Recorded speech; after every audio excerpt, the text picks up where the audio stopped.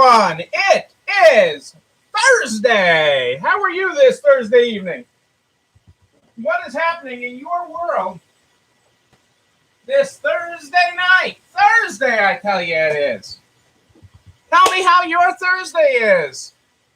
Lisa's watching. How are you, Lisa? Great to have you all here tonight. What are you guys grateful for this Thursday night? I'm grateful to have you all here and awake after Cinco de Mayo. May the 6th be with you, or something like that today. Is beware of the 6th, the revenge of the 6th. Tell me about your day. What are you grateful for this Thursday night? The sun was shining today. I'll take that. I'll take the sun shining. The sun was shining. Hey, Adele and Dazzle are here. How are you? Dazzle, it's treat time. Good evening. Awesome sales day for Barb. Call the Brinks truck. Brinks will be over. They're on their way. Load it up. That's great, Barb. Glad to hear it. That puts Barb on the sunny side of the street. That is what I'm saying. Puts her on the sunny side of the street. I like people on the sunny side of the street. It all starts up here, people, with a positive attitude. Positive. And that's where we go with it.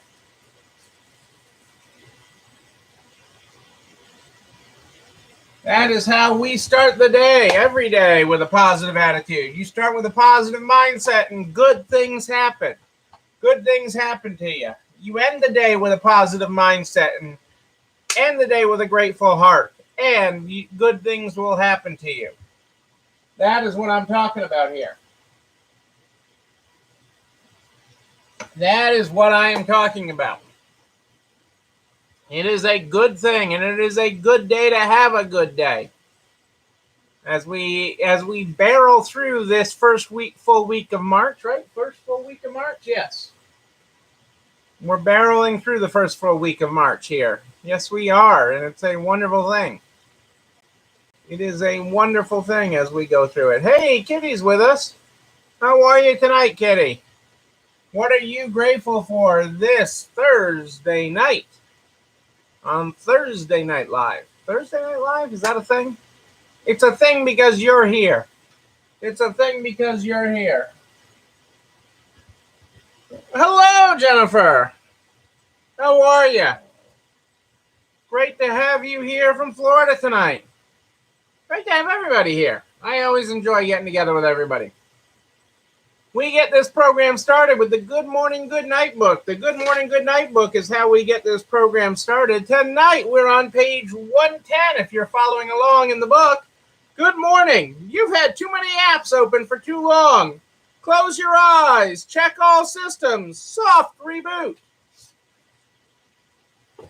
More than 60% of sales today were in cash. Boom. There you go. Lindsay's with us. How are you, Lindsay? Yeah, cash is still there. It is holding strong. I did my monthly numbers for May. Hang on one second. I have it. April, whatever month it was.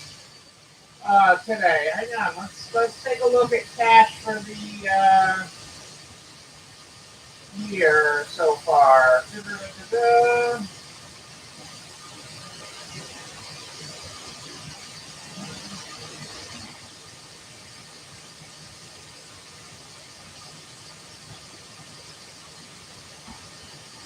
Sorry about that. I just had to pull up the sheet. I didn't remember the number.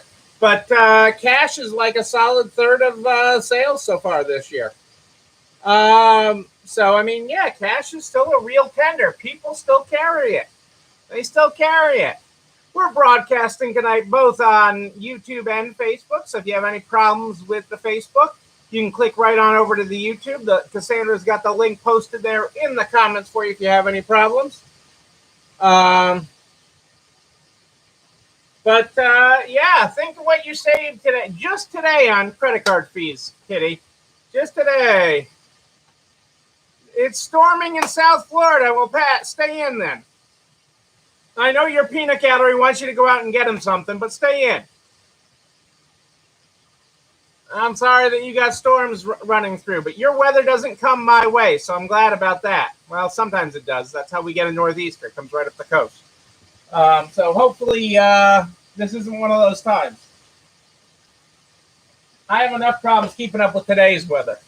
It was cold this morning. I closed the windows for a little while. Then it got hot this afternoon, and I opened the windows back up. So that's the way we roll here. But it is great to have everybody here tonight. Let's see what's happening in the world. I had a bunch of meetings today, too.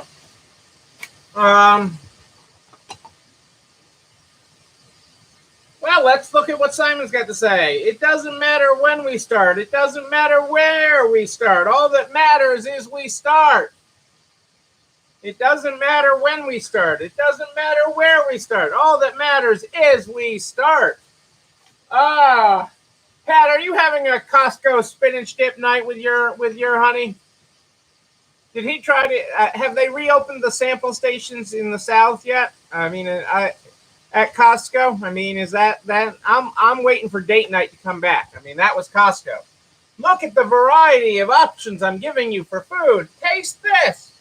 It is like an appetizer bar, a Lazy Susan, back in the day. What do 3 and 5, 3 out of 5 U.S. consumers think? They are betting on a return. Samples in full force in Naples? Whoa. All right, Cassandra, we got to go to Naples for date night. I'm just saying. And we can stop by the flower pantry on the way back. It's like a full thing. It's like a full thing. Hey, I'm sorry that it's not open in West Palm, but Naples then. We'll all convene in Naples for date night in Costco.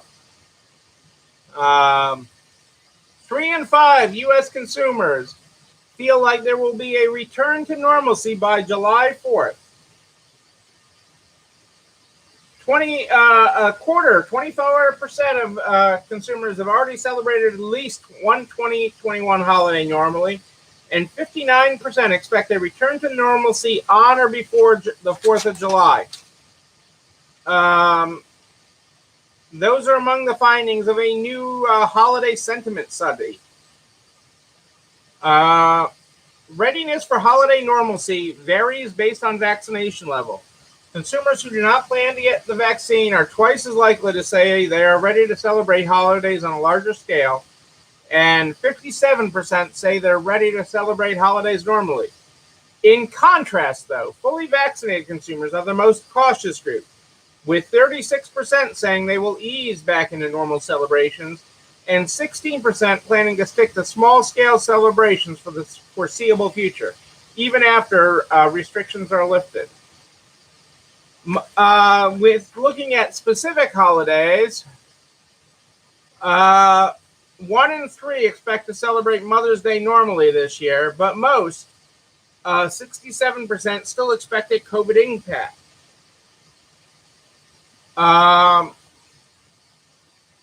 Mother's Day gift-giving intentions are lower than previous years, with 43% of consumers planning to buy gifts in 2021 versus 53% in previous years. The top 5 gift-giving categories for mom are 49% flowers of gift givers, 42% gift cards, 19% food and drink, let's get mom drunk, 18% apparel, and 13% jewelry. Consumers are 55% less likely to go out for food or drinks to celebrate Mother's Day this year than in previous year, but 15% more likely to order food for takeout or delivery. For Memorial Day, nearly 3 in 10, 29% expect their Memorial Day plans to be unaffected by the pandemic, though consumers are still 51% less likely to travel versus previous years. Grilling, barbecuing, and gathering with family and friends are expected to remain the top celebration methods, though both are expected to see decreases in 2021 as consumers remain cautious regarding large gatherings. Consumers are 15% less likely to grill or barbecue in 2021 than in previous years, and 27% less likely to gather with family and friends. Consumers are 31% more likely to order food, drinks for takeout or delivery, the only celebration method which saw an increase from previous years. Looking forward to Father's Day, 2 in 5 consumers, 40% expect their Father's Day plans to be unaffected by COVID. That's versus 29% for Mother's Day.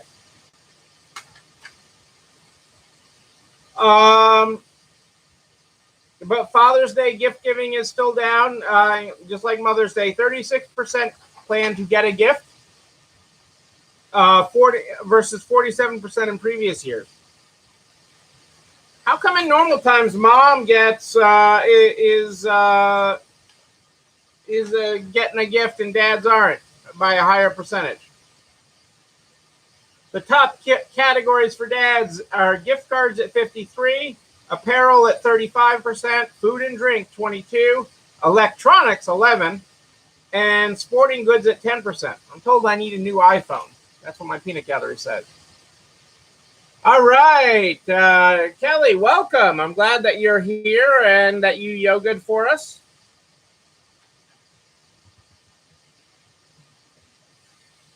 Going out for food and drink is expected to see the most significant decline in Father's Day celebration methods, with 15% of consumers expecting to do so in 2021, down from 1/3 in previous years.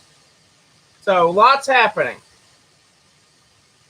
Our friends at the Google, dads get food. Okay, well, I like food. I do like food, Kitty, so that's okay. Google will be offering 4 weeks per year where employees can work anywhere they want. Google is adopting a series of changes to give its employees greater workplace flexibility as they prepare for a post-pandemic return to normalcy. Our offices have been at the heart of our Google community, and the majority of our employees still want to be on campus some of the time. Yet many of us would also enjoy the flexibility of working from home a couple days a week or spending time in another city for part of the year.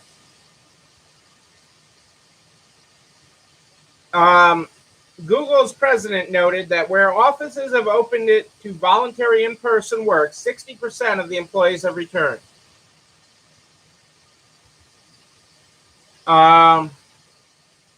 20% of their employees will shift office locations, and the majority of their workers will still work in the office at least a few days a week. So that is they're still defining what a hybrid work week will look like, but they are making progress on it. There's our snow chick. There are our snow chicks, yes.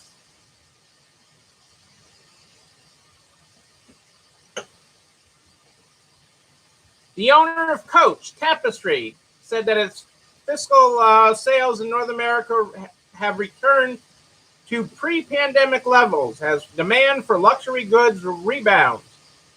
The high-end handbag maker reported a triple-digit revenue increase in mainland China compared with 2020 levels and 40% growth compared with 2019. In North America,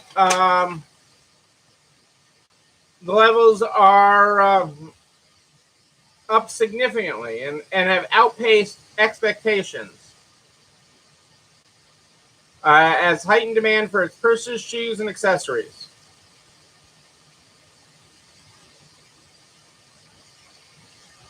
They had net income of nearly $92 million in the quarter. And net sales rose 19%. So now here's the important part. You're like, Whippy, they're making money. People want luxury goods. So what is the important part of this article? The important part is in the weeds. Okay, the important part is in the weeds.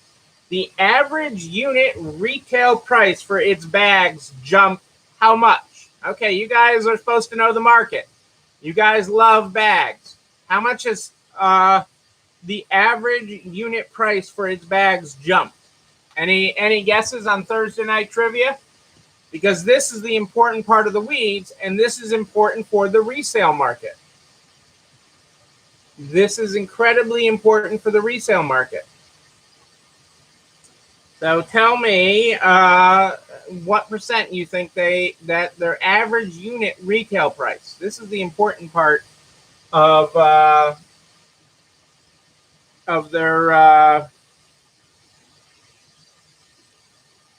levels, of what's happening with them, and they're getting it. Not only are they up, but they're getting it. And another important note is that they're not putting out any financial guidance for 2021. They're not giving a Wall Street. They're not setting any expectations for Wall Street. They're taking they're taking a cautious approach, just like I'm talking to you about budgeting in a cautious approach. So the average unit price for their bags jumped. This is average unit retail has jumped 25%. Yeah, there you go, Jennifer. 18 to 25%. 25% is how much their average unit retail is up. So that gives more meat on the bone for resale. There's more meat on the bone.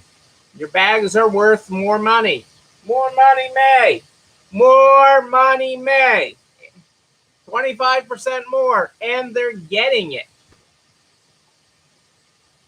Getting it. So, Amazon, I know this is shocking news, has a 44% sales increase in their best quarter ever, as their earnings more than tripled over a year ago, which is partly due to the strong demand for their goods and cloud computing services, but it's also to the cost that they're not spending this year on COVID versus last year. So it's a little bit slanted. Okay, it sounds good. The headline number sounds good. 44% increase in earnings. But the problem is that yes, they're actually keeping more of it because they're not spending as much as they did last year on COVID mitigation. And they earned over $100 billion in the quarter. So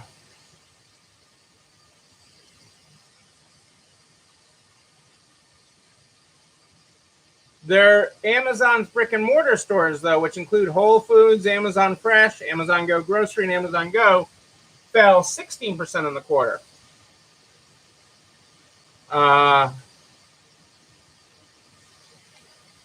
That is interesting.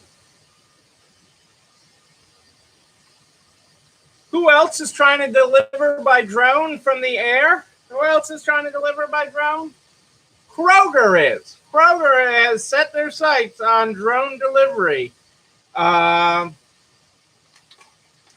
will start delivering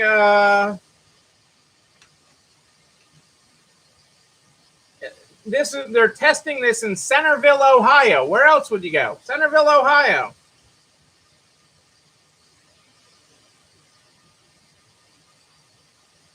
And they're taking it a step further than other people that are using autonomous delivery. Kroger's delivery pilot, and this is, you could say it's Big Brother getting scary. They will deliver to wherever your phone is. They will link the delivery drone to your phone and deliver to wherever your phone is. Okay, to the location, the geosync location of your phone, which differs from what all the other delivery programs are doing, where they're delivering to a specific address. This drone pilot is delivering to the where your phone is right now, which is they're using the example of you need picnic stuff at a park. They'll deliver to you in the middle of the park or the beach. So that is interesting. It'll be interesting to see how this works out. I'm still not sure about drones flying around every place.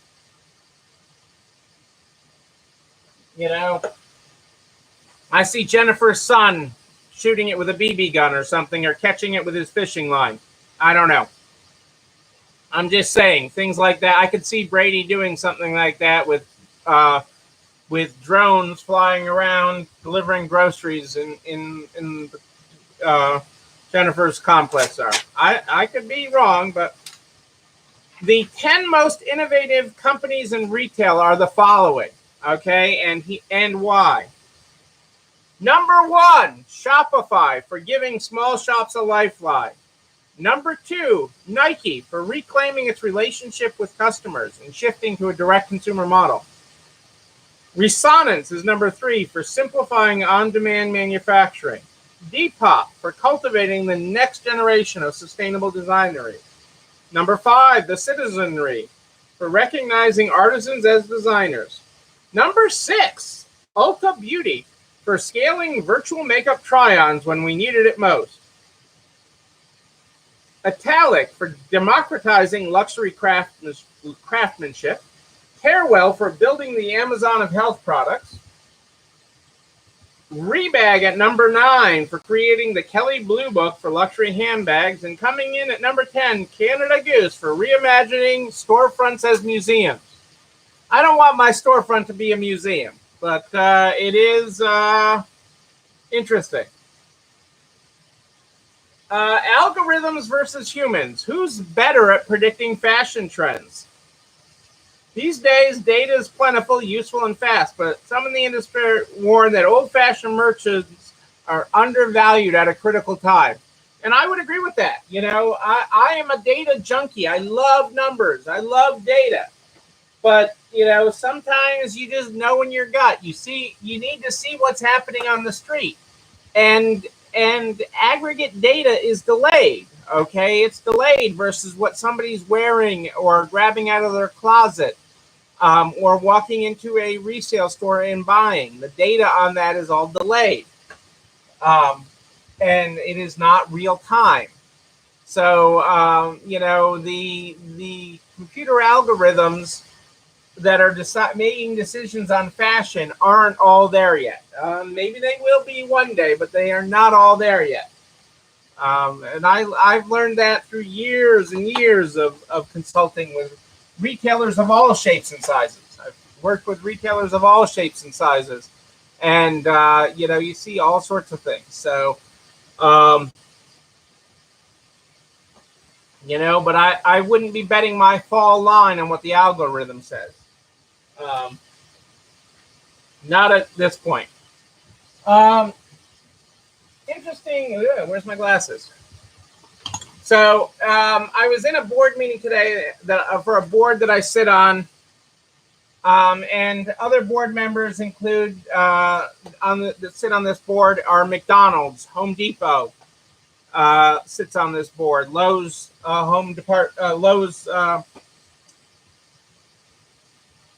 Lowe's hardware store. It's not a hardware store, everything store. Home stores are on there. And you know, one of the things we were discussing today was hiring and the difficulties in hiring and the challenges we face with hiring talent these days, and partly because of the unemployment structure right now and everything else. Various states are making work each and every week and requiring hard reporting on that, looking for work, searching for work each week, which is bringing down their numbers, their unemployed numbers. But the interesting thing is, you know, I mean, I just want to put in perspective. We know we all deal with it. Kitty even mentioned yesterday how she had someone quit via text. You know, Home Depot had a hiring event at a store where they had 80 confirmed, okay? So 80 people confirmed, not just applied, but confirmed for interviews. How many showed up? 80 people confirmed for interviews for this hiring event. They had HR people and managers there ready to interview them. 80 people confirmed, emailed, got text reminders to them, confirmed. They signed up for these interviews, they confirmed. How many of those 80 for this interview event showed up? Any guesses? You had a potential of 80 people that were qualified past the phone interview. Said they were going to show up. Confirmed. Confirmed to the text alert. How many people out of the 80 showed up? Any guesses tonight? Because that put everyone's own struggles in perspective. This number will put your own hiring struggles in perspective. With that, out of 80 people that were pre-interviewed, called, emailed reminders, texted, 2 showed up. 2 out of 80 that were confirmed for interviews. Yes, Carrie, 2.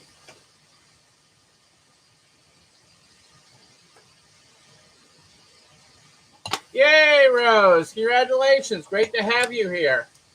You're absolutely right, Carrie. I mean, 2 people out of 80. I mean, that wasn't even out of 80 applicants. That was out of ones that were confirmed, showed up. So it puts it into perspective. One of the other things that is being put into perspective is, a lot of states are crying poor, but revenues are way up. For example, Massachusetts tax revenues are through the roof, even at the same time that they're claiming poor. And this is without any of the CARES Act or the American Rescue Plan money into the state coffers. This is without any of that. Massachusetts is now got almost $2 billion in extra money. $2 billion.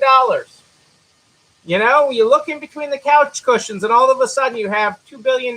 So now they've got, rather than they're trying to find new ways to spend it. And this is typical of other states and what's going on in other states. They're claiming poverty because of the pandemic, but as their economy gets going, they are reaping the benefits of, a flush coffers. And so this is, really very interesting as we come out of this pandemic. We're not out of it yet. We're by no means out of it yet. But it is very interesting as we work our way out of it, that the states are claiming poor. And early on, it looked like we were all going to be poor. Everybody was going to be poor, including the states. But the states are making out like a bandit. And then they're getting billions and billions of dollars in CARES Act money and American Rescue Plan money that they haven't even gotten yet. That is en route to them. So just be vigilant about that in your state.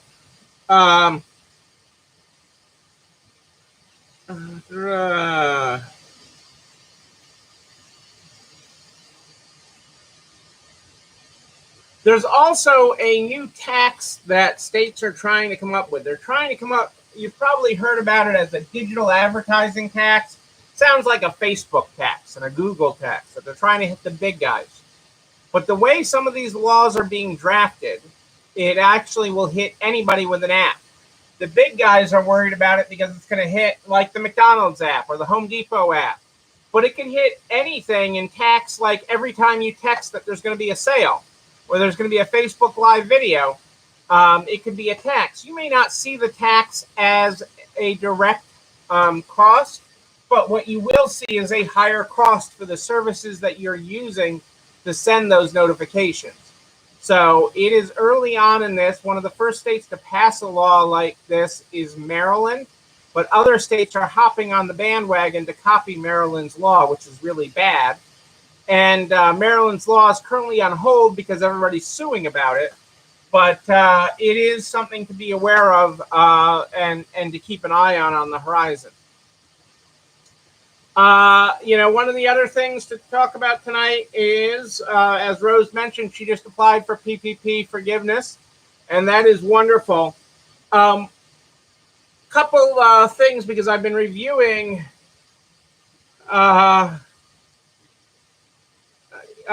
reviewing people's PPP forgiveness. People have sent me different things on their PPP forgiveness a lot over the last couple of days. And there's two key points on that. One, for payroll, you can only include state taxes. You cannot include federal taxes as part of your forgivable PPP amount that you're requesting forgiveness on. Gross payroll plus state taxes plus healthcare you can include. So gross payroll, state taxes, and healthcare you can include, not federal taxes. Also, your forgiveness period cannot, even if you spent it faster, it cannot be less than 8 weeks or more than 24 weeks. Not less than 8 or more than 24. If you're eligible for the employee retention tax credit anywhere in this, you want to make sure that your period is as typically you want to be in the smallest forgiveness period possible in most cases. But we will circle back to the employer retention tax credit, but it matters how you do these forgiveness forms in the process there. So just keep that in mind. What else to keep in mind is this video and everything that I talk about here. This video and everything I talk about goes over to narts.org/resale strong by noon the very next day. Noon, I tell you. It's all over there, all the files, all the reference points. Go over to narts.org/resale strong by noon the next day, including a direct link to the YouTube channel. You're not alone running this store, where you can like, comment, subscribe, and yes, you can ring the bell so you know when a new one drops. You can also share it with all your friends in business, the butcher, the baker, the candlestick maker. We want to help everybody make it across the finish line. I am here at More 8th and Ish live in the Nards private Facebook group and streaming on YouTube every night live. But if you have a question in between, you can just email me, Neil, Neil, at ECIstores.com, Neil at ECIstores.com. We start this program every night with the Good Morning, Good Night book. The Good Morning, Good Night book is where we start this program. Tonight, if you were not here at the top of the program, we're on page 110. Good morning. You've had too many apps open for too long. Close your eyes. Check all systems. Soft reboot. Our good night tonight is good night. Don't wait until low power mode. Close your eyes. Close all unnecessary apps. Recharge. Yes, you need to recharge. We'll talk more about that as we get to Self-Care Sunday. You can be the recipe of the week this week. If you've got a great family recipe that you haven't shared yet, share it with your friends. Email it to me, Neil, Neil, at ECIstores.com. And you could be this week's recipe of the week. Even if you don't have a flour pantry, it's okay. You could still be the recipe of the week. Ladies and gentlemen, I am Neil Abramson. I do like a good party, a wedding, a bar mitzvah even. We will party again. We will party in person again. I don't know when we will, but when we will, I will be there with you. Yes, I will. But until then, and until tomorrow night at More 8th and Ish, know that you, and you, but most importantly you, yes you're not alone running this store. Have a great night, everybody. It's time for dessert.